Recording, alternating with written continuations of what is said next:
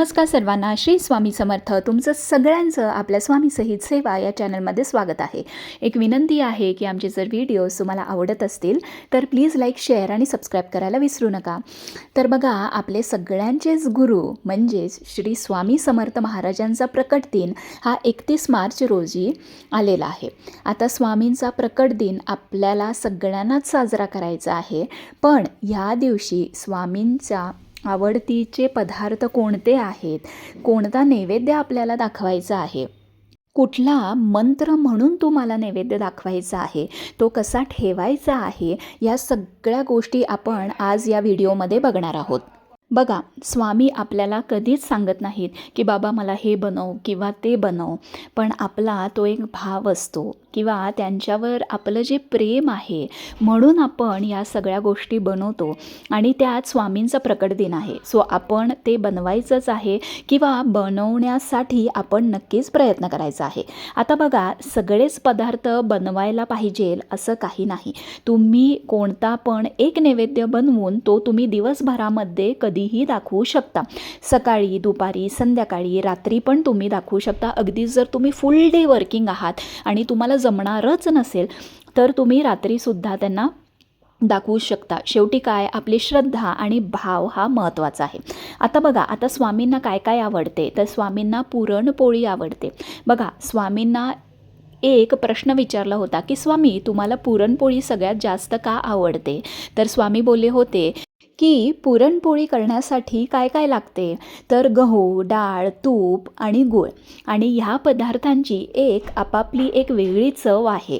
पण जेव्हा या सगळ्या गोष्टी एकत्र येतात तर एकदम छान गोड अशी पुरणपोळी बनते. त्याचप्रमाणे एकाच घरात राहणारी वेगवेगळी माणसे एकत्र येतात आणि चांगलं वागू लागतात, तेव्हा त्या नात्यांमध्ये गोडवा निर्माण होतो असं स्वामी म्हणायचे. त्याचबरोबर स्वामींना बेसन लाडू पण तितकेच आवडायचे. तर बघा, तुम्हाला जर जमलं तर अगदी घरी 5 बेसन लाडू बनवा आणि तुमच्या स्वतःच्या हाताने बनवा. भले मग ते तुम्ही आणि मिस्टर मिळून बनवा किंवा तुम्ही आणि तुमच्या सासूबाई मिळून बनवा किंवा घरातल्या सगळ्यांनी मिळून बनवा, पण बाहेरचे मात्र सहसा आणू नका. अगदीच जर तुम्हाला काही प्रॉब्लेम असेल तर तुम्ही बाहेरचे आणूनसुद्धा दाखवू शकता. पण जर घरी अगदी तुम्हाला 5 ते 6 बेसन लाडू बनवता आले तर ते आपल्या कष्टाने, आपल्या हाताने तो नैवेद्य बनवावा. कायम असं आपण म्हणत असतो बघा की नैवेद्याला आपला हात लागावा, त्यामुळे आपल्यावर आपल्या देवाची किंवा आपल्या गुरूंची कृपा राहते. तर असं तुम्ही करू शकता. तुम्ही अगदीच काही शक्य नसेल तर तुम्ही शेवयांची खीर, रव्याची खीरसुद्धा बनवू शकता. आता त्याचबरोबर तुम्ही स्वामींना नैवेद्याच्या ताटामध्ये इवन कांदा भज्जीसुद्धा बनवू शकता.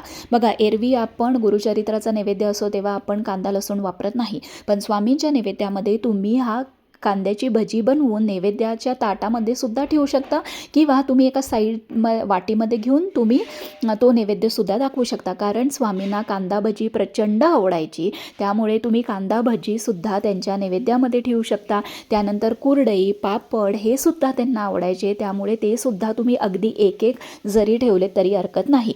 आता स्वामींना नैवेद्य कसा दाखवायचा आहे, तर एक छान स्टीलचं ताट घ्या, प्लास्टिकचं घेऊ नका, किंवा केळीच्या पानावरती सुद्धा तुम्ही नैवेद्य दाखवला तरी हरकत नाही. ते धुवून पुसून घ्या, त्यात छान नैवेद्य वाढा. नैवेद्य उष्टा केलेला असता कामा नये. आपण काय करतो बघा, काही पदार्थ झालं की आपण टेस्ट करून बघतो. तर जेव्हा तुम्ही देवाला नैवेद्य दाखवणार आहे तेव्हा टेस्ट करू नका. तुम्ही नैवेद्य छान बनवा, त्यानंतर छान वाढा, त्याच्यानंतर तुळशीपत्र ठेवा, एक पेल्याभर पाणी घ्या, ते स्वामींना ठेवा किंवा तांबा भांडं स्वामींना ठेवा आणि एका दुसऱ्या पेल्यामध्ये छान पाणी घ्या आणि जिथं तुम्ही पूजा मांडली आहे किंवा देवासमोर तुम्ही जर तिथं आपली जर समाप्ती केली असेल किंवा सेपरेट मांडणी केली असेल तर तिथं तुम्हाला जायचं आहे. समोर पाण्याने छान मंडल करायचं आहे आणि त्यावर नैवेद्याचं ताट स्वामींच्याकडे तोंड करून ठेवायचं आहे. त्यानंतर तुम्हाला तिथं जर तुळशीपत्र आधीच घातलेले असेल तर ठीक आहे, नाहीतर तुळशीपत्र घाला. प्लस एक तुळशीपत्र तुम्हाला तुमच्या उजव्या हातात घ्यायचं आहे, डाव्या हातामधून पाणी घ्यायचं आहे उजव्या हातामध्ये आणि 3 वेळा तुम्हाला ताटाभोवती फिरवायचा आहे आणि पहिली गायत्री मंत्र म्हणायचा आहे आणि डोळे बंद करून तुम्हाला हा दुसरा मंत्र म्हणायचा आहे. तो म्हणजे ओम प्राणाय स्वाहा, ओम अपानाय स्वाहा, ओम व्यानाय स्वाहा, ओम उदानाय स्वाहा, ओम समानाय स्वाहा, ओम ब्रह्मणे अमृतत्वाय स्वाहा असं म्हणून तुम्हाला छान स्वामींना नैवेद्य दाखवून घ्यायचा आहे. आता बरीच लोक काय करतात, नैवेद्य दाखवल्यानंतर थोडंसं त्यातलं काही काढतात आणि स्वामींच्या मूर्तीजवळ किंवा त्यांच्या मुखाजवळ नेऊन तो 1-5 सेकंद असं धरून परत तो पदार्थ नैवेद्याच्या ताटामध्ये ठेवता. म्हणजे काय की आपण स्वामींना ते भरवत आहोत. तर तुम्हाला तसं जर भरवायचं असेल तर तुम्ही अवश्य करू शकता. नसेल तर हे सगळं झाल्यानंतर तुम्ही नैवेद्याचं ताट जे आहे ते छान झाकून द्या आणि त्याच्यानंतर हा नैवेद्य कमीत कमी 20 मिनटं ते अर्धा तास देवासमोर म्हणजे स्वामींच्या समोर हा झाकून ठेवा. हे सगळं झाल्यानंतर अगदी तिथं जाऊन सारखं बघू नका. झाकून ठेवल्यानंतर अर्धा तासांनी तुम्ही नैवेद्याचं ताट जे आहे ते तुम्ही आणून त्याच्यानंतर तुम्ही तो प्रसाद म्हणून सगळ्यांना तो जेवणामध्ये थोडा थोडा वाटू शकता किंवा थोडा थोडा तुम्ही घेऊ शकता. कारण जेव्हा आपण प्रसाद किंवा काही आपण जे नेतो नैवेद्य दाखवायला तेव्हा ते एक पदार्थ असतो. पण जेव्हा आपण तो पदार्थ जेव्हा स्वामींना किंवा कुठल्याही देवाला दाखवतो तर तो प्रसाद होतो. त्यामुळे तुम्ही तो प्रसाद घेऊ शकता कारण तो महाराजांचा आशीर्वाद असतो.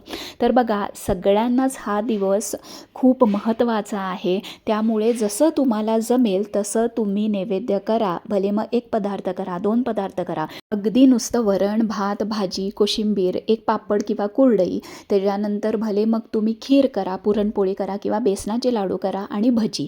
एवढं जरी तुम्ही दाखवलं किंवा ह्याच्यातले 2-3 पदार्थ तरी दाखवले तरी त्या दिवसाला आणि त्या नैवेद्याला खूप महत्त्व आहे.